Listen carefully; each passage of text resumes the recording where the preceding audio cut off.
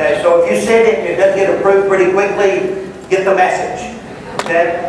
And but please join that. We got about, like I said, 171 on the page platform, but like 26 or so on groups. So help me out there. Okay. Last week, well, the last several weeks. Can you turn this down just a little bit? I feel like I'm kind of standing in a hole. I've been standing in the hole most of my life. Okay. All right. Thanks. That's better. That's better. I finished a series on demands of discipleship, and I didn't want to start a new one today because I knew it was the holiday weekend. We'd have some folks that would be out, and I've been wanting to do what we're going to do here in a few minutes. And I thought it would be a good Sunday to do it. But for those of you that, as it were, social engagement that tend to be a little bit more like me, don't freak out. This will not be regular. Okay? For those of you who are looking for the next social person to meet, which is some of you in the room, for you as well, get over it. We're not doing this every week. All right? But I just felt like give us an opportunity. It's a great group of folks in here. You know, I know most of you, but you don't know others. And I want to give you a chance to do that, especially in the areas where you live. The first thing I need to do, let's see, Randy, Stephanie, y'all need to get in your right region. There's no space up there for you. Okay, yes, there is right here. 1, 2, 3, 4, 5, 6, 7. This is 7. Okay, we got 7 seats up here. We need to take wide bodies. Okay, but that's for you, not my daughter. Not good on that one. All right, let's see. Be sure to sign in the back. Your table's back there. Do we have any newcomers? Okay, newcomers. Okay, all right. I don't see any hands here, so it's all. Where do you live? Right there. I see a hand. Lake County. So I'm not sure probably where be you're pointing. northwest. Okay. Oh, Right here. you're not new. Section. You're new. There's a square. So if you imagine it's 4 Thank triangles. you. Thank you. Do they have it? Be sure there's a we have it split number by green sign on the right hand 408 table. by 4. Send us your email. So we you would can be kind of this let you know what's going on. We love to have you. Use this area would be this. involved. You're good. You want to be involved. Okay. All right. I want you, if you have your Bibles or if you have your device with your Bible in it that's not inspired. How are you? Good. How are you? And I want you to open to Mark. To Mark.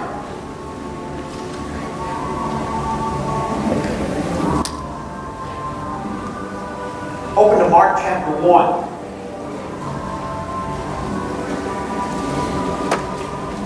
I don't have to tell you, we've been in Mark since Easter Sunday.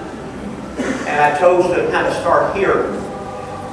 And based on at least my projection of the preaching schedule, we'll be in Mark. We probably will finish Mark before Easter. The next one. The one coming. Okay? We'll take a little bit of break, I think maybe in early January, but we should finish up, I think, chapters 11 through 15 after the first of the year. It's been a great study. I'm going to read several passages from Mark, John, 1 Corinthians. I want to read these. They all have a common denominator. They all have a common theme for what I'm really aiming for this morning. And so just follow along with me. First in Mark 1, verse 16. Mark 1, verse 16. And Jesus was passing along by the Sea of Galilee. He saw Simon and Andrew, the brother of Simon, casting a net in the sea, for they were fishermen. And Jesus said to them, "Follow me, and I will make you become fishers of men." And immediately they left their nets and followed him. And going a little farther, he saw James, son of Zebedee, and John his brother, who were in the boat mending their nets. And immediately he called them, and they left their father Zebedee in the boat, the hired servants, and followed him. Okay? Turn over probably to page chapter 2, verse 13. Chapter 2, verse 13. Jesus went out again beside the sea, and all the crowd gathered about him and talked. And as he passed on, he saw Levi, the son of Alphaeus, sitting at the tax office, and he said to him, "Follow me." And he rose and followed him, assuming that he joined the others that he had just previously called. And then in Mark chapter 3, verse 13, Mark 3, Verse 13, and he went up into the hills and called to himself those whom he desired, those he had chosen, and they came to him. And he appointed 12 to be with him, to be sent out to preach and to have authority to cast out demons. And then he names them, Simon and James and Bartholomew and Andrew and Philip and Matthew and Thomas and James and so on. All right? Now, over to the Gospel of John. Over to the Gospel of John, chapter 13. John chapter 13. Find verse 34. Disciples around him, and he says, "A new commandment I give you, that you love one another, even as I have loved you, so that you also may love one another. By this, all will know that you are my disciples, if you have love for one another." Now turn over to Acts chapter 2. Acts chapter 2. So the question comes, did they get it? Did they get what Jesus was about, what he was establishing? Acts 2, find verse 41. I'll start at 41. Peter has preached this sermon on the day of Pentecost and introduced massive audience to Christ. And verse 41 says, "So those who received his word that day were baptized, and they were added about 3,000 souls," and probably only a reference to the men. "And they devoted themselves," there was a togetherness. There was a commonality to the apostles' teaching, that would be to the Word of God, to the fellowship, to being there, as it were, for one another, to the breaking of bread, probably a fellowship meal, family meal, maybe Lord's table, and then to prayer, praying for one another. "And fear came upon every soul, and many wonders and signs were done through the apostles. And all who believed were together and had all things in common." Notice in these 4 or 5 verses right here, the repeat of all and things in common and together. "And all who believed were together and had all things in common, sold possessions and goods, and distributed them to all as they had need, day by day, attending the temple together, breaking bread in their homes. They partook of food with glad and generous hearts, praising God and having favor with all the people. And the Lord added to their number day by day those who were being saved." God's on the move. Then over to chapter 4, verse 32. 4, verse 32. "Now the company of those who believed were of one heart and soul. No one said that any of the things which they possessed was his own. They had everything in common. And with great power the apostles gave their testimony to the resurrection of the Lord Jesus, and great grace was upon them all." All right, stay with me. Go to 1 Corinthians chapter 12. 1 Corinthians chapter 12.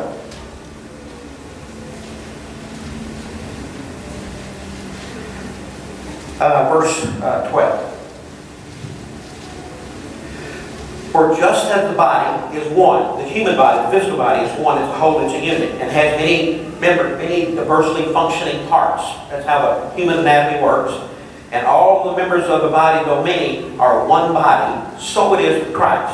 Just as our individual body is made up of different functioning parts, the health and the wholeness of our physical anatomy is determined by all the parts doing their assignment, carrying out their responsibility. There's something that foot knows it's a foot, an eye knows it's an eye, and an ear knows it's an ear. Everybody knows what their assignment is for the body to function together. How does this oneness and commonality happen? "For by one Spirit we were all baptized into one body, Jew or Greek, slave or free, and we're all made to drink of one Spirit." How did this togetherness, oneness, commonality happen? It happened. It was not broken up by Jew or Greek ethnicity. It wasn't broken up by slave or free socioeconomic status. Those were not divisionary at all. There was a common ground because of the relationship of Christ and the indwelling of the Holy Spirit. Verse 14, reading on. "For the body does not consist of one member, but of many. If the foot should say to the hand, because I'm not a hand, I do not belong to the body, that would not make it any less a part of the body. And if the ear should say, because I am not an eye, I do not belong to the body, that would not make it any less a part of the body. If the whole body were an eye, where would the hearing be? If the whole body were an ear, where would the sense of smell be? But as it is, God has arranged, orchestrated the organs, the parts of the body, each one of them as He chose. So shut up and carry out your assignment. It's in the white space, but it's in there. It's in there, okay? I know it's in there. And then one more, Ephesians chapter 4, verses 15 and 16. This is kind of Paul's short version of the First Corinthians passage. Let me pick up in verse 14. So that we may no longer be children, tossed to and fro and carried about by every wind of doctrine, by the cunning of men, by their craftiness and deceitful wiles. Instead of being immature and living out the selfishness that immature children tend to live out, rather, speaking the truth in love, always being honest and transparent and with one another, we are to grow up in every way into Him who is the head, into Christ, from whom the whole body, joined and knit together by every joint with which it is supplied, when each part is working properly, the result is it makes bodily growth, and then it upbuilds or edifies itself in love. Look at the next slide.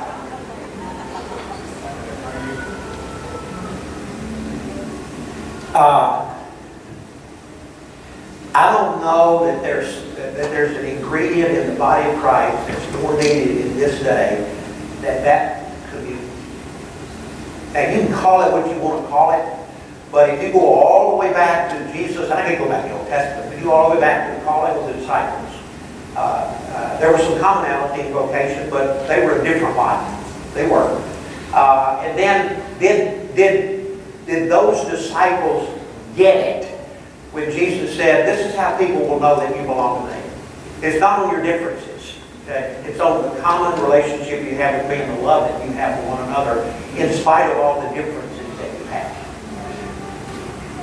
When we move into Acts chapter 2 and the church is born, okay, much of the growth and spreading of the message of the gospel, at least in that culture, in that world, where there was great divisiveness between Jew and Gentile, and even between men and women. The only way that the message would be believed is that all of those differences were overcome by commonality and love for Christ and commitment to one another. Togetherness. To cause that world to pay attention. These folks are different. And I don't mean different obnoxious or different odd. Okay? There's something about them that's different. And that difference is our relationship with Christ. That's that community. And this class is a little bit more than 2 years old. Some of you have been here from the beginning. A good many of you have made your way in over the last couple of years. And it's been my prayer, that we would become a community, which is very difficult in a larger setting, very difficult. But not as difficult in a small group setting around tables. Not as difficult. I've had some of you, say to me, and I'm honored by that. I'd just really like to come in and sit down and hear you teach. Okay? And I love to teach. I love to study. I'm glad that you like to hear whatever it is you think that I have to say. But we can't be our best self by ourselves. We need each other. That doesn't mean you don't have others, whether it's family or friends or co-workers that are in the area, not necessarily here. But we need to be a community, especially a community around the table. And community is not so much about a place as it is an experience. And if you've ever experienced, and I have, all teams and different things, it's hard to duplicate anywhere else. Okay? When you have that, I know not all families necessarily have that. But when you have a common ground that you got with other men and women, I'm going to tell you, there's a support and encouragement to that that's unlike anything else. And here is my effort to kind of define community occurs when people know each other. I think that's got to be deeper than that. Okay? Care for each other. Care, genuinely care. serve each other, and others, by the way. Rejoice together. Grieve together. Pray together. Hold each other accountable. I mean, I could keep adding on the responsibilities to create and to build community. Okay? I know it can't happen in one morning, here doing what we're going to do. But I think it can either begin or foster or advance some of you in terms of where you are at your tables. You've really progressed. You've really moved on along. You have indeed been an answered prayer. In my sense of this class, you have become a community of believers. And I would wish that for all, as it were, of the tables. So to try to create a little bit of getting to know others than the 4 to 10 or 12 that sit in your group. Okay? I mean, you're sitting, I know Orlando's a huge geographical area, but it's not impossible to break it down into southwest, and southeast, and northwest, and northeast. So here, I want you to go back to those questions early. I think maybe the second or third slide early. I'm sorry you didn't get the latest PowerPoint. Just keep backing up. Keep backing up. Backing up.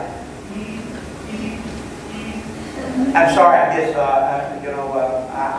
changed the PowerPoint Friday. I know, Andrew, she sent it to you, but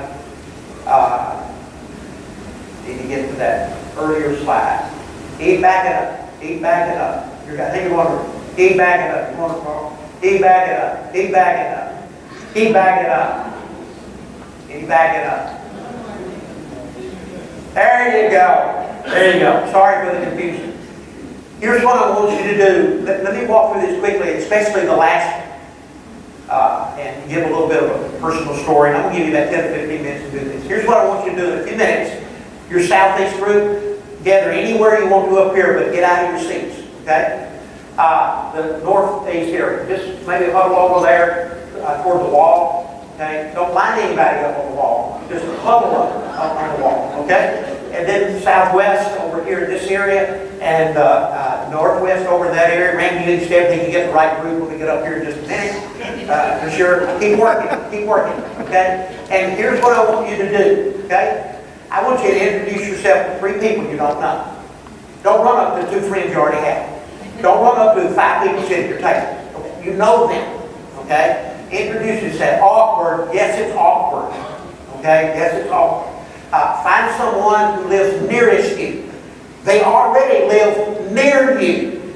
Okay? So find that person. That means you got to search out, where do you live? Okay? Southwest. We're all in Southwest.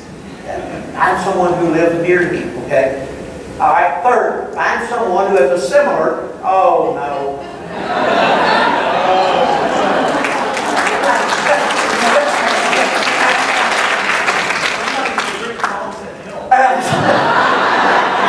Trust me, this is my effort at being social. I'm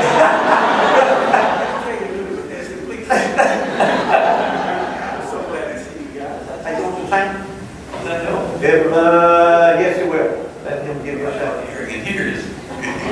I'm so glad you're here. This class has been one of those that I have had so much fun hearing about, watching, listening to Jimmy share about what's going on in here and brag on you. And I just want to come tell you thank you for making this a great class and a great place for us to sit. I sent a lot of people here. None of them stick, but no. They go once. Oh, thank you. No, I sent a lot of people here because I think this is one of the greatest classes we have. You got one of the greatest teachers we have on this campus. And you guys, you just know how to love each other and encourage each other. And so I just want to say thank you for being. I know it's a big class, but that's all right. Nothing wrong with being big, right? Nothing wrong with being tall. Man, you wouldn't know. I didn't say that, Jimmy, is all you had. I just want you to know, man, I'm blessed to know every Sunday morning, 10 o'clock, you guys are right here. And you're ministering the Word, and you're caring for one another, and you're doing what classes are supposed to do. So thank you. And may the Lord richly bless you. Jimmy, thanks, man, for leading these guys. Press on. Press on. That's what this is. Usually we're not in, it's usually we're in tables at the whole run. Yeah, that's fine. I was wondering. And because I knew it was Labor Day weekend, what I did No, but I'd be glad for you to get us food every Sunday morning. But maybe this is I-4. And this is east-west. I-4 has never been separate.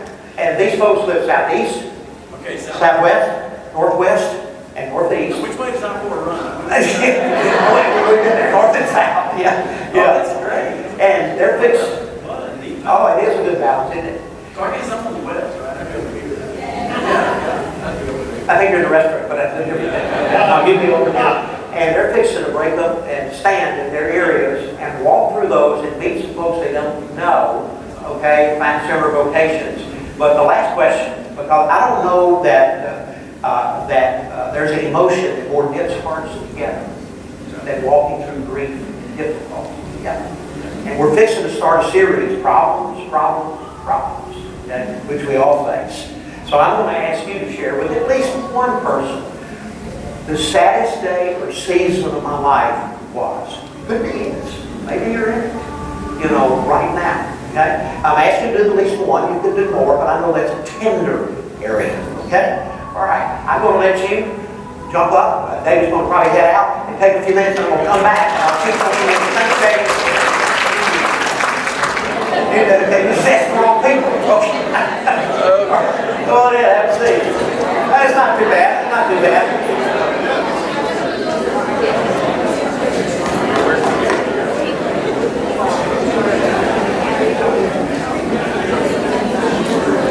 You videoing him in action? I'm trying to understand. That's all right.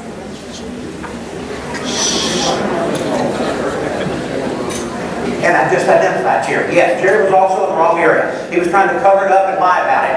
And you can never establish community unless you're going to be honest and true. Okay? All right?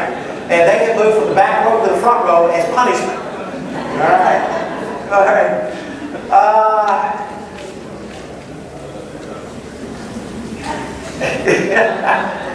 All right. That wasn't too bad. All right. Hopefully you met at least, where was the story? A minute. Who called me in the back here? I'm just not lying. Call me back here. Somebody called me with us. Oh, yes. I'm going to let her speak to Mike. Tell this story. This is great. Where's your friend? Okay, sit up. This is great. Okay, hold on. This is, talk about the small world. Okay, so walking around, Deborah was in my group, This is Deborah, D-E-B-R-A, and this is Debbie, I-E. but my given name is Deborah, D-E-B-R-A. It's not D-E-B-O-R-H. She ended up to be the person that lives the closest to me.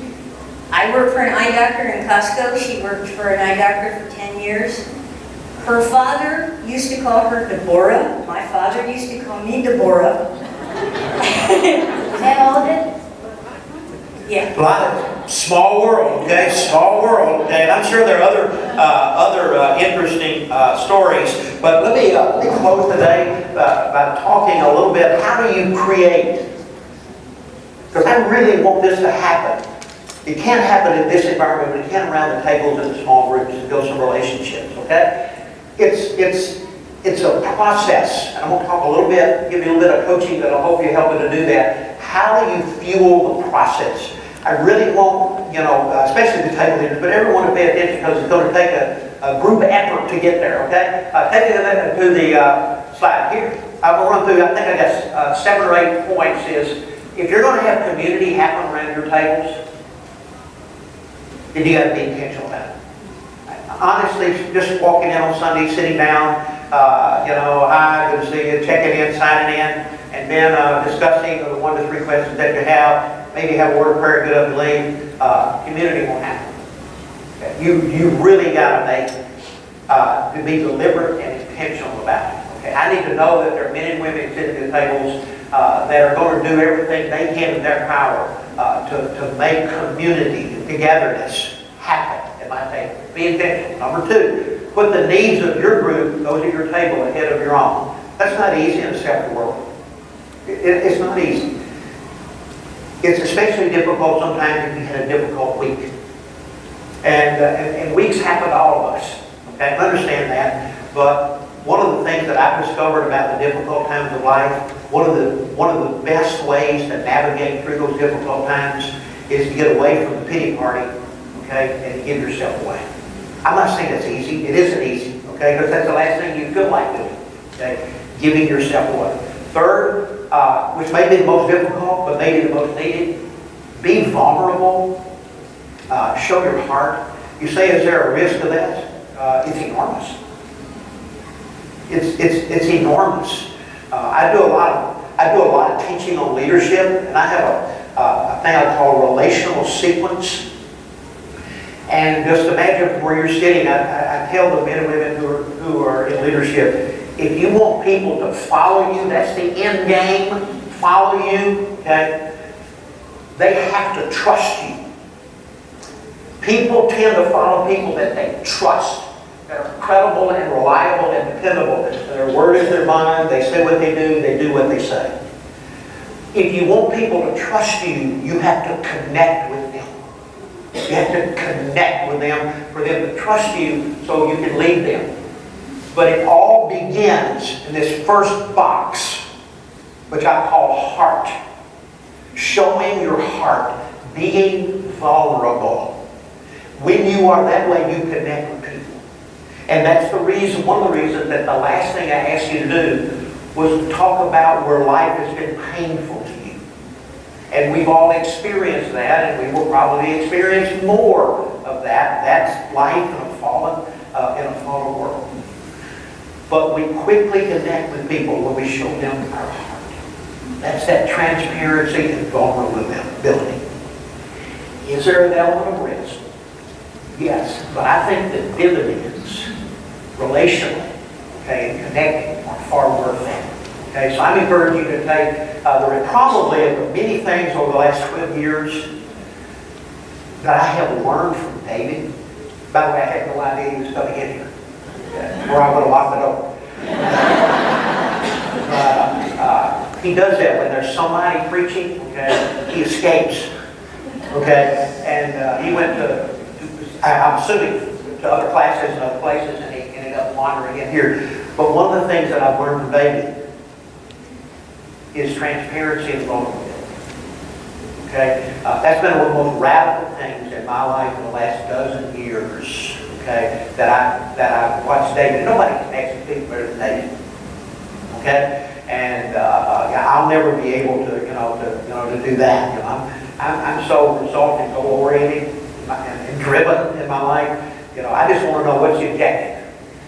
Okay, take the ball. Football started. Just take the ball, march down the field, and score. Okay, I can do that. Okay, now everyone may be bleeding, but we scored, didn't we, Mike? We scored. Okay, because that's what we needed to know. David will score. It will take him longer.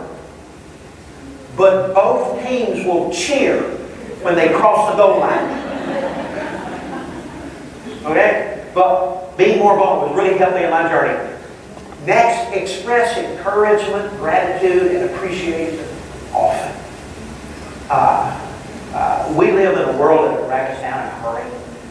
Life gets so busy and so demanding. Never have we been more, through devices, socially connected and yet relationally disconnected. Okay? I have about 700 contacts in my phone. I'll bet you don't have all that many, all that different of a number. But if I were to ask you to scroll through your phone and pick out your 8 pallbearers, many of them scroll. I mean, we know a lot of people, but we really don't know any.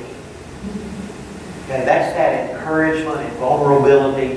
And because I don't know, in a given week from Sunday to Sunday when we come in here, a lot of pain can happen in 7 days. I mean, a lot of pain. And I want you to know that it's a safe place where hopefully you can share the difficulties and the pains that are going on and feel like you're genuinely cared for and prayed for and encouraged. Okay? All right, next. plan activities that you can do together. The simplest thing, many of you do this already, about once a month, once a quarter, you just go over to the mall for lunch. Afterwards, okay, you pull tables together, and we do that, the staff pastors do that almost every Tuesday to give us some time together to build relationship. I know some of you plan some things, every now and then for your class, outside of it. I think one of the best things you can do, one of the best ways to draw closer together is to serve doing something together. And I can provide some ideas, table leaders, if you need some of those ideas, but doing things together outside of the class, celebrate together. Even though I know difficult things maybe happen in your lives, I'll bet you the other side of the coin is also true. There's some good things going on. Okay? We need to hear both so we can celebrate together. And the 1 Corinthians passage says we rejoice together and we sorrow together. And then next, never stop looking for ways to do life together. Okay, we need that. One of the problems that we'll talk about in the problem study is going to be loneliness. Okay, you can be surrounded by people and still be lonely. We'll talk about how to address that issue, okay? But never stop looking for ways to do life together. And then be patient. Creating genuine community takes time. It does. It's not an easy thing. I'm just asking you to invest in it. I would love to know that every table has one or two persons that said, you know what, I'll do everything I can to make this kind of community happen at our table. Okay? All right. Next week we begin talking about our problems. I hope this doesn't get depressing.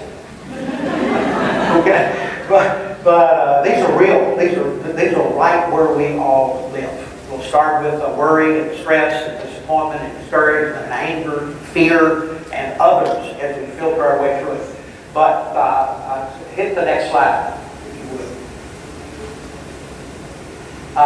Let's do life together. I'm sorry. Move on to the next one. I'm trying to remember. There it is. Problems. Here's what I want you to do for next week. I don't have a listing guide, so I'll get this posted online for you.